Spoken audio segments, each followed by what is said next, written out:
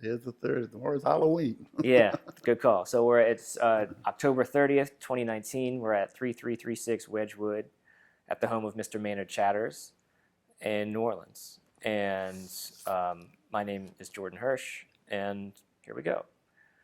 Um, so I wondered if I could start out asking about your parents and their musical lives. I know your father was a violin player.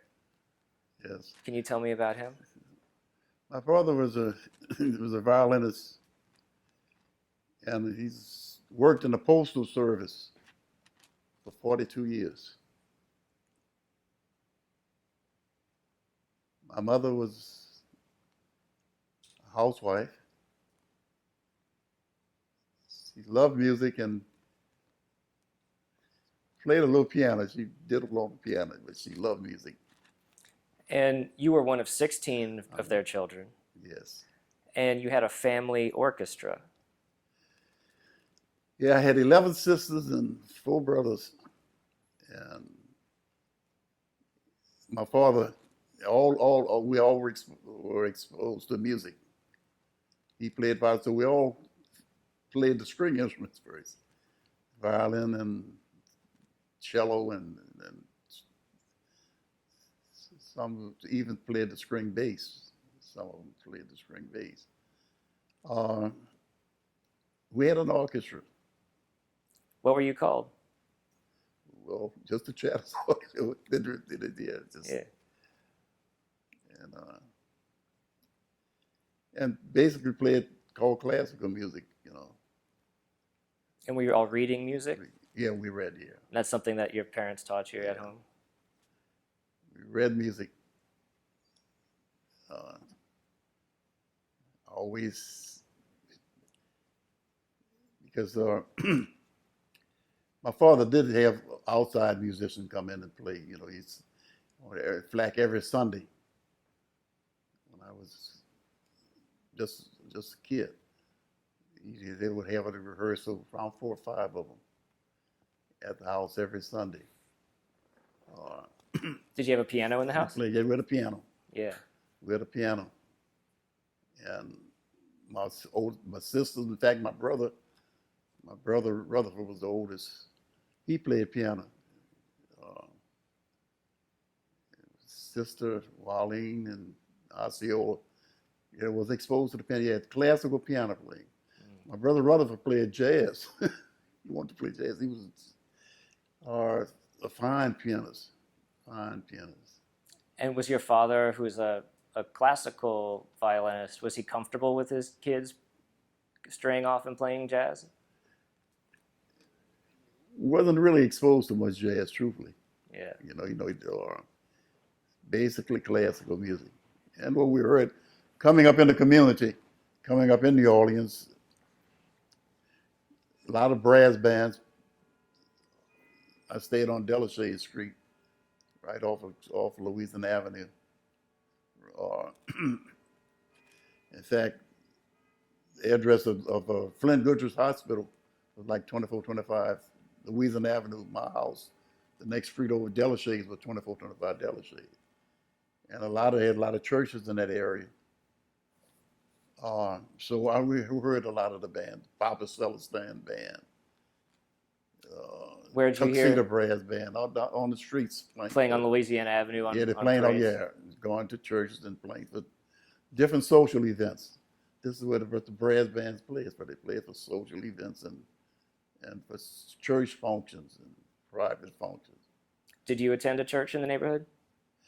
Non-sectarian. I was non-sectarian. My father, we all came up studying the Bible, but non-sectarian.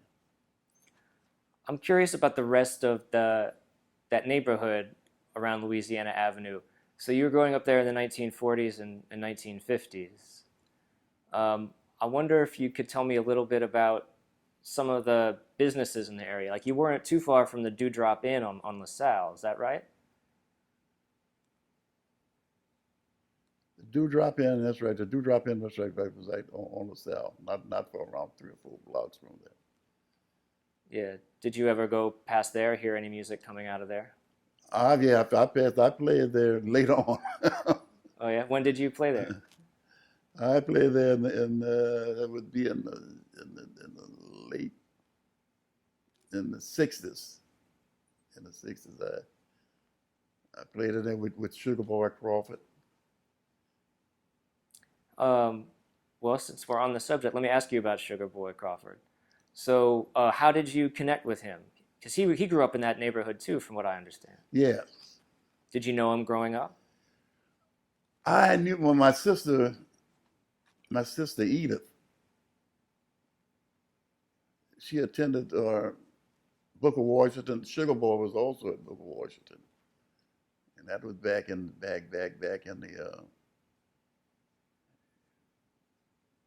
'50s. So I didn't know him. I remember when they formed that first band. I was younger, but when he was still in high school. When he had the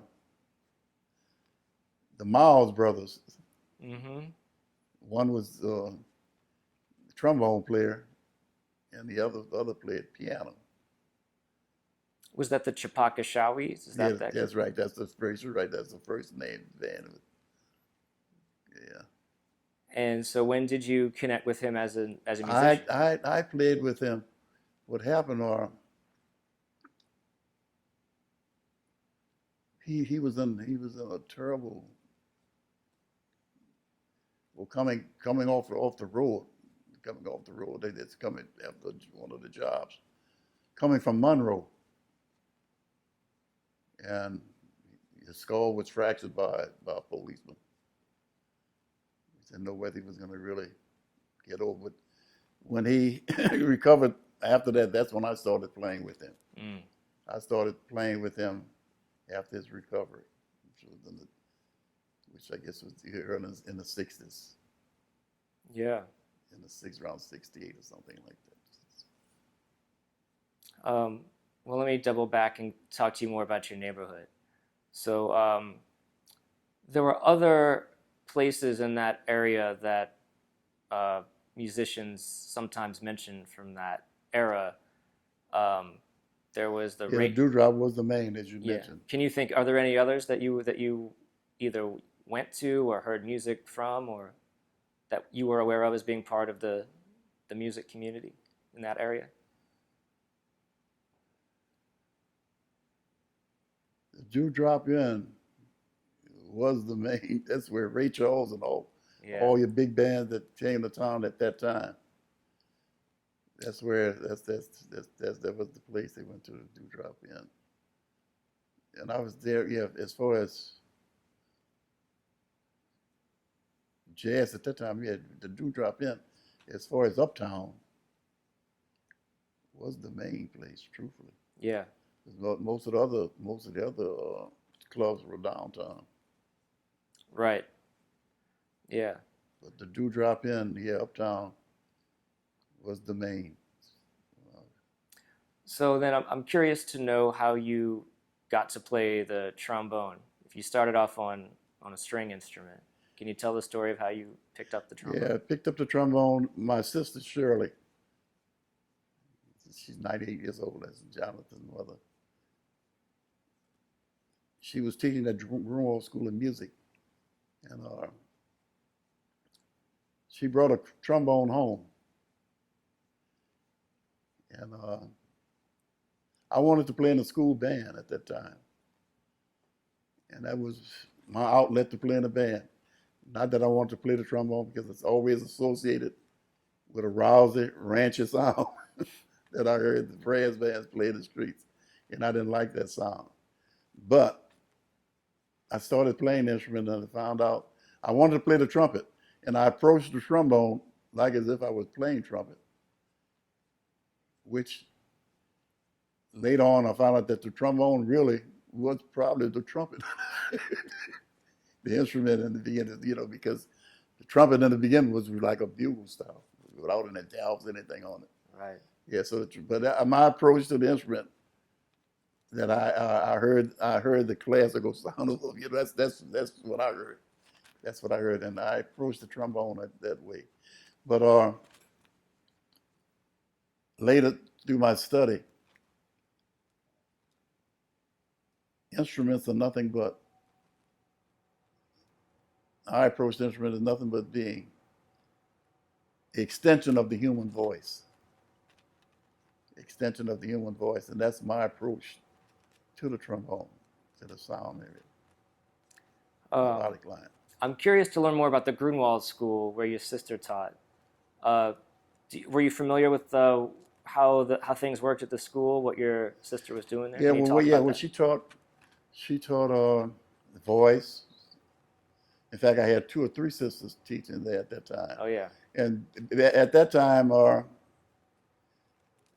had a lot of musicians around New Orleans, and the veterans, mainly with veterans, because at that time they could go to school and receive allowances for going, and so that a lot of them went to the music school. And did you ever spend time there at the Grunewald school? Later when later on, not at Grunewald, but Houston. Yeah, well, Houston was a musician. Uh, he and his son, that was his father at that time, William Houston. He was a pianist, and he had a band. He taught music at Landry High School, and he was also over at the Union. I think he was like the president of the musician union. Right. At that time, they had a segregated union, and he was over the black union, which was on right across the street from his business on Clayton. And he had a music school there, which I did. I taught it in that school. Oh yeah. I taught it at Houston Music School. Did you have any A few years. notable students that you can remember from Houston's? Uh,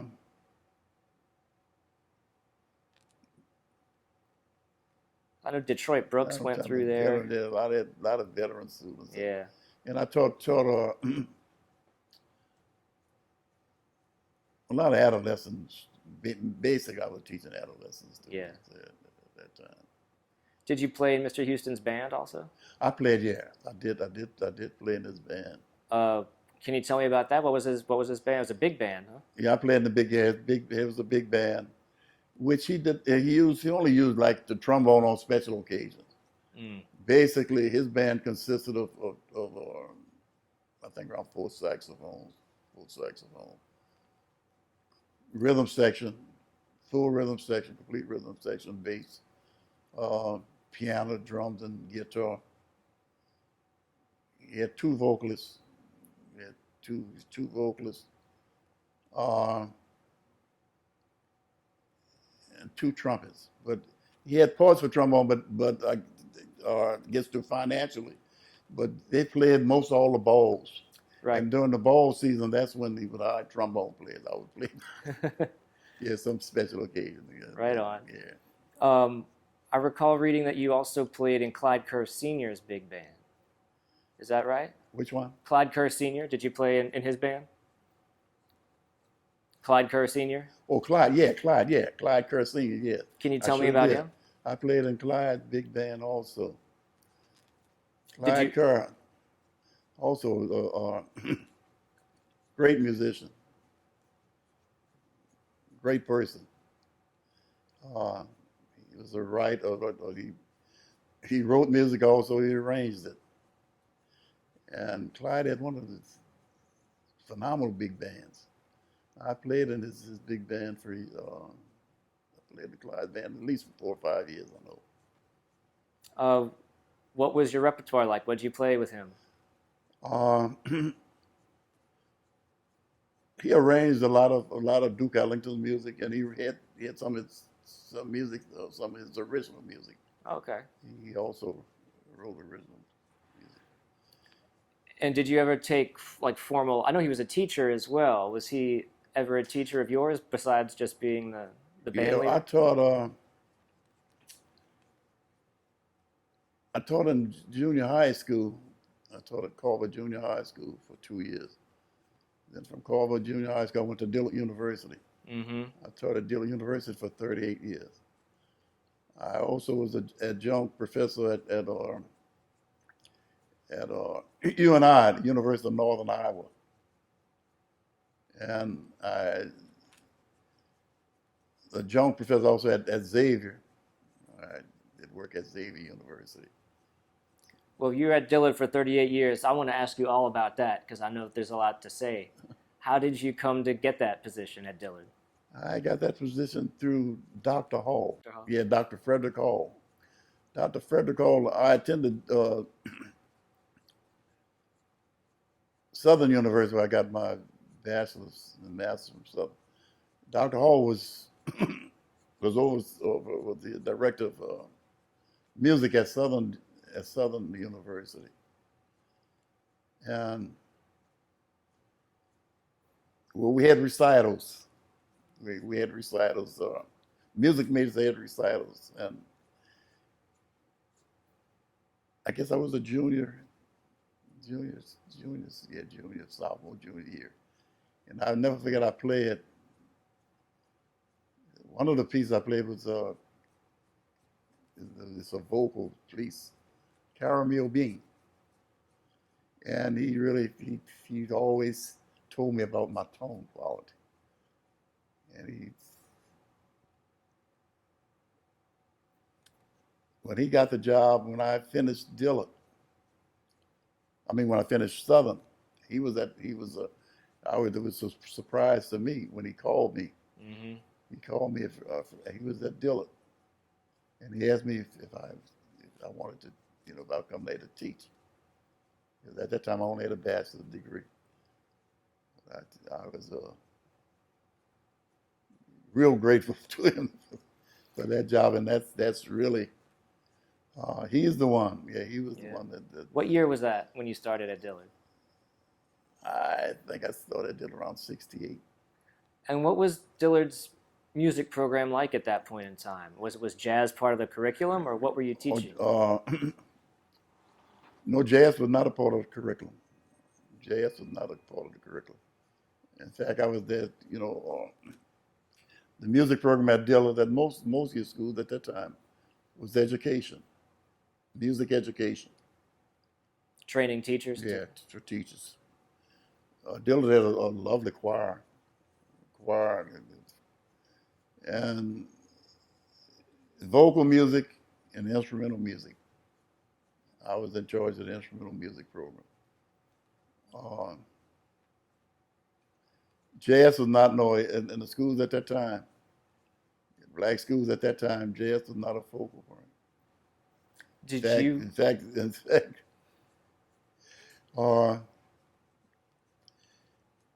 Ellis Marcellus finished from Dillard. Also, Harold Baptiste. They both finished from Dillard. And I used to talk, sir, they were there before my time. But no, at that time, wasn't allowed really to play jazz, truthfully. Wow. Who would prevent it? Was it something that the university administration would step in? We trained you as teachers, it simply mean you trained in the classical forms of music to teach classical music, not jazz. And did that stay the same over the years? Oh, no, it changed. In fact, I had one of the first jazz programs, Well, tell me, how did you make that happen? Well, at that time, then things were beginning to loosen up a little bit. This is in the 70s? At that time, I recruited a lot of students. At that time, I recruited, in fact, the whole Chocolate Milk Band, Amity Castanel, Joe Smith, the rest of them, they all attended Dillard. They finished from Dillard. That band was David Grillier. He was at Dillard. So you finished from Dillard. Did you recruit those? I recruited all of them. Where had you heard them, and how did you get them to come? Well, I was playing. I went to the schools. I went to the schools and recruited them out of school. I knew all the band directors. Basically. Oh yeah. I knew Well, at that time, Hampton was at St. Augustine. Uh, Lloyd Harris was at 35. Then they had who else? I knew all the band directors, most of the schools.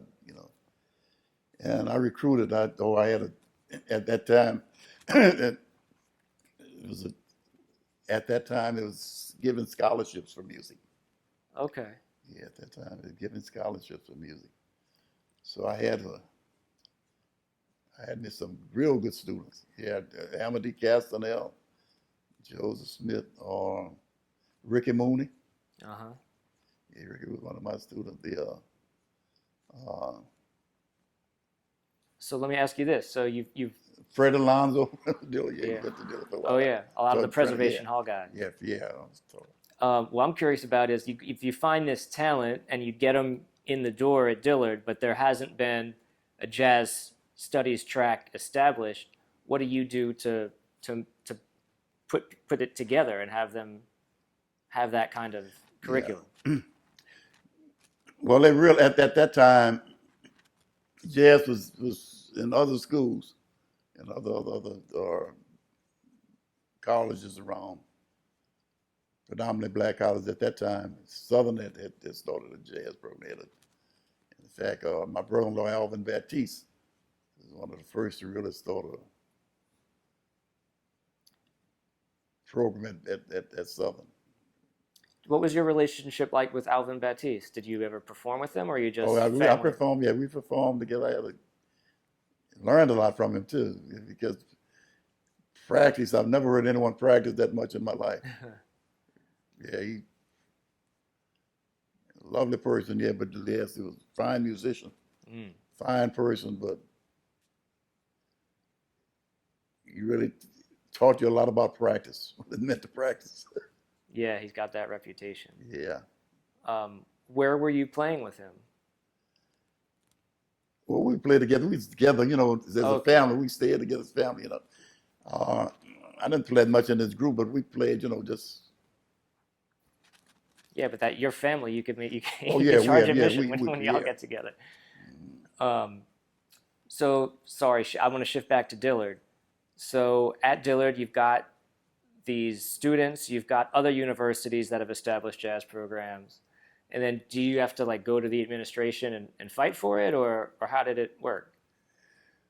Well, they realized then, at the time, we didn't have to fight. They realized, that jazz was spreading, and New Orleans being educated, that in New Orleans being the focal point of jazz that we are.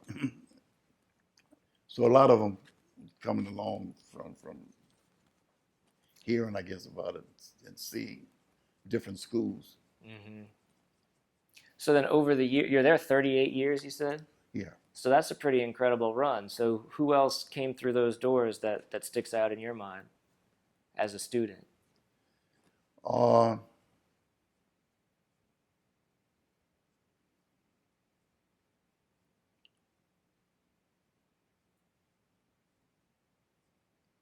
But as I said, Joseph Smith, Amadeo Castanel, or Ricky Mooney, and Fred Alonso. Fred was there for around 2 years. Yeah. Also, excuse me, the trombone player that played, he and his brother, the Johnson brothers. That do the Cool Bone Brass Band? Yeah, Cool Bone, yeah. That's Ronell? He finished from Dillard. Okay. His brother, Ronell. In fact, Ronell came to Dillard. He stayed at Dillard for a while. Then he went to Southern. He had financial problem, but anyway. But his brother finished from Dillard. Cool Bone, yeah. Yeah, he finished from Dillard, yeah. So I'm curious about your other teaching experiences. You'd mentioned that you taught at NOCCA as well.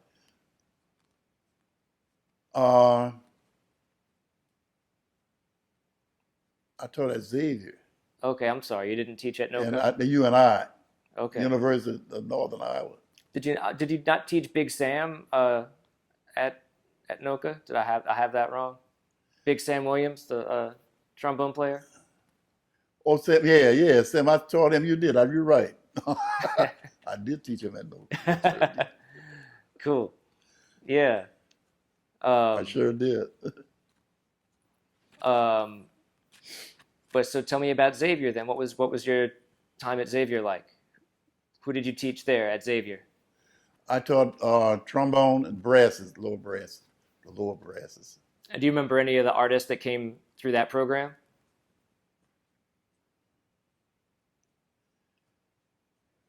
I'm forgetting some of the names, but I remember That's all right. he was teaching. He was band when he left Xavier.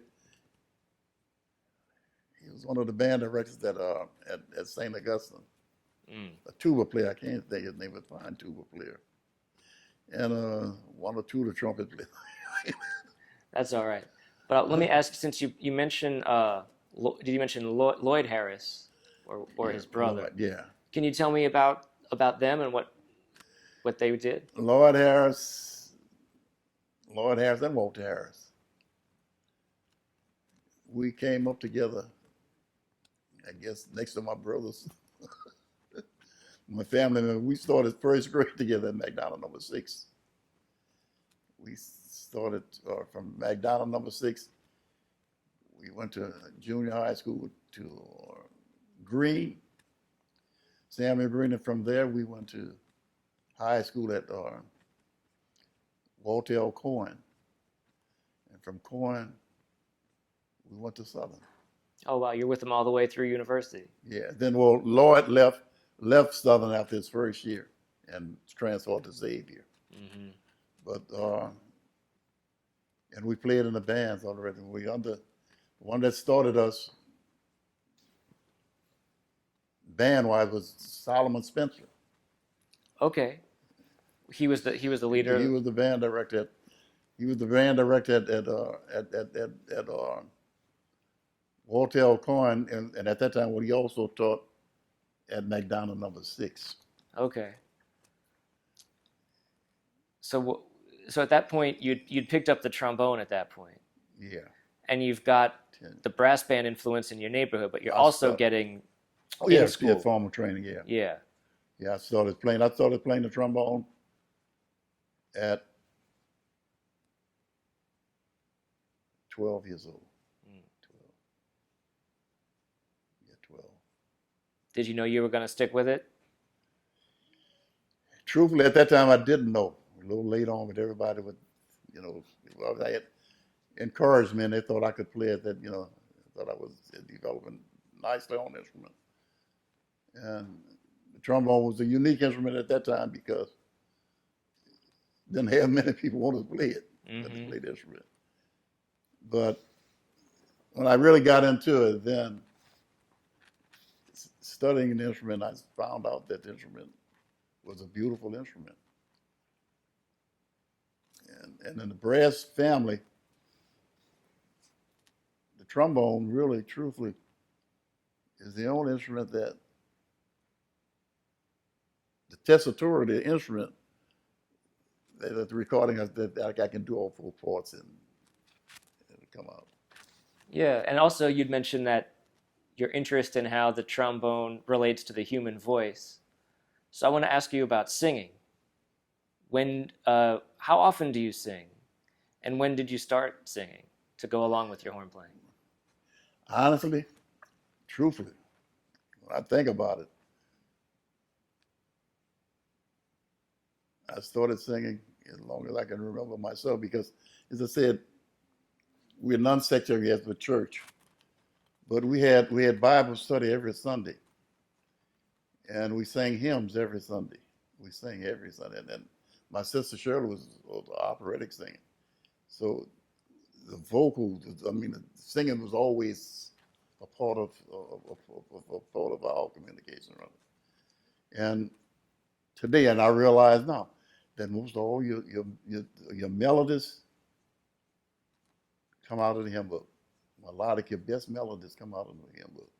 As far as lyrics, all your positive lyrics. I don't care what hymn book you get, I don't care whether Protestant or Catholic hymn book, any hymn book you get, you're going to find it's all uplifting. I wanted to pick up what you had mentioned before we started, which was talking about hymns and how central they are in the tradition. You pointed out that Sugar Boy Crawford took a melody from a spiritual and recorded it as Danny Boy. Can you tell me again how that worked? What he did to take that spiritual and make it into a secular record? Yeah. I think the original melodic line was Irish, really. It did come from Ireland. Danny Boy, that melody. And it goes by things like some called Londonderry. But in the churches, they use that same melodic line. And it's the lyrics are Amazing Grace. They use, not the same Amazing Grace, but the words, it's Amazing Grace, the words, but the religious words are Amazing Grace. Put to that melodic line of Danny Boy. Yeah, and that's in the traditional jazz repertoire now, since you've been playing at Preservation Hall. Certainly a lot of songs rooted in the church. That's right. In that repertoire. Mm-hmm. Because and as far as we think of jazz, the roots of jazz, gospel, the spiritual, and the blues. And there's only difference in gospel and spirituals. When you had composers, when they started writing down what they heard, then those are spirituals. Spirituals are written, that's right. They're written. Yeah. Gospel, you have some gospel written out at that time. It was not basically most improvisational thing, a thing of feeling. And the blues, well, the blues is really,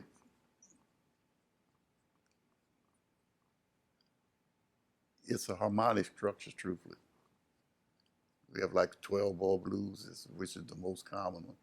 So we have 12-bar blues, 8-bar blues, 16-bar blues, 24-bar blues. But basically, it's more of a harmonic structure rather than, And then, well, the words tells a story. It's about a storytelling, life story. Yeah. With your classical background, when you start playing in these traditions, are you making some kind of adjustment to what you're doing? If you're picking up stuff from church, stuff from the street, but in your house you're reading Beethoven, does it affect how you approach your instrument? Mm-hmm. Well, the thing is, classical music, the only difference in a classical musician and a jazz musician, truthfully, is the jazz musician have to go one step further. You have to be able to improvise. But as far as all of the skills that a classical, the jazz musician needs, the good one, you need all those skills. You have to be able to read, as we know. We go as far as the development of jazz, it started in New Orleans. The first period of jazz, that's right, traditional jazz. Went by 3 different names. Traditional, some call it early New Orleans jazz, Dixieland jazz. Gave it all different names. And due to segregation, or horse rallies of segregation, the black musicians call it traditional New Orleans jazz. The white musicians, they start playing, they call it Dixieland jazz. Then from there we get what? And still during that time we still had in New Orleans, we had developing what they call rhythm and blues. Mm-hmm. We still had the religious side, the gospel and everything going on. But also you had bands.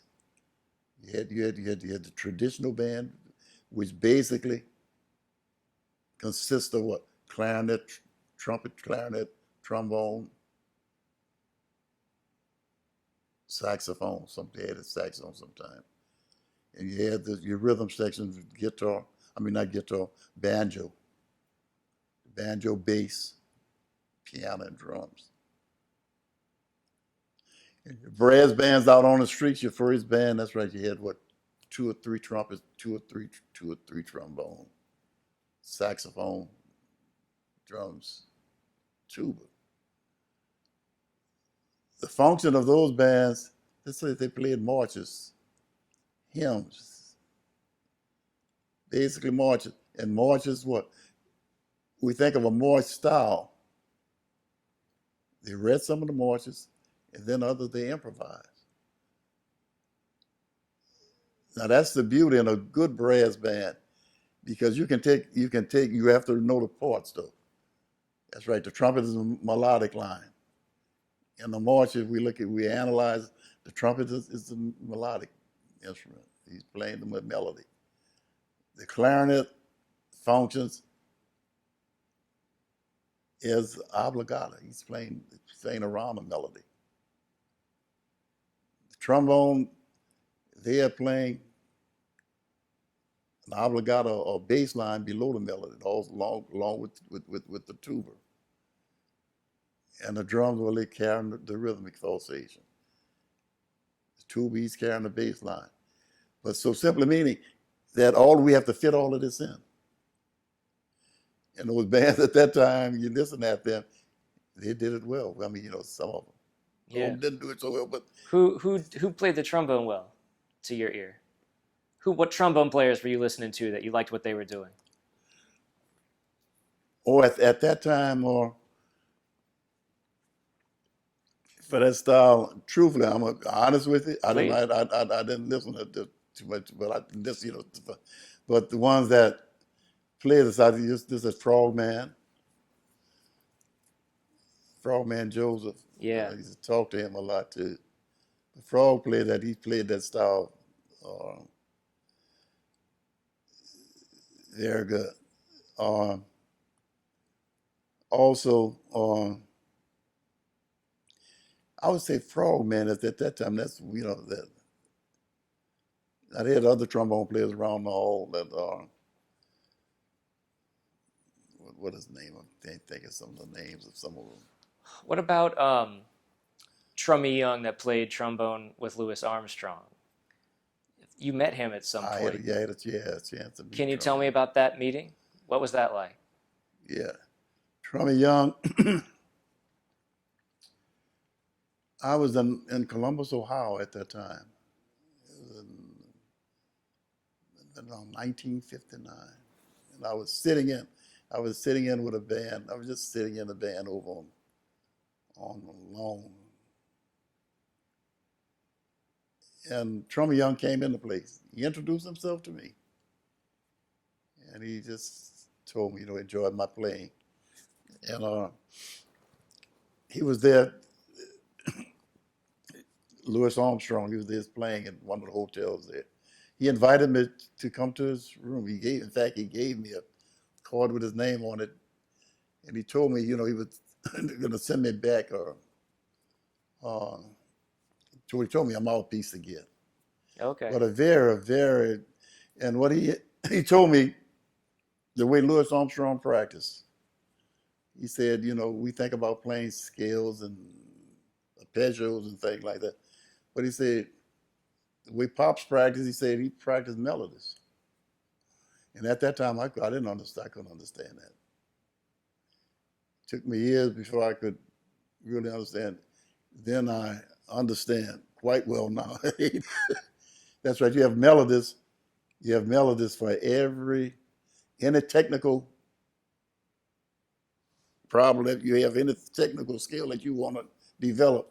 You have melodic lines that will do that for you.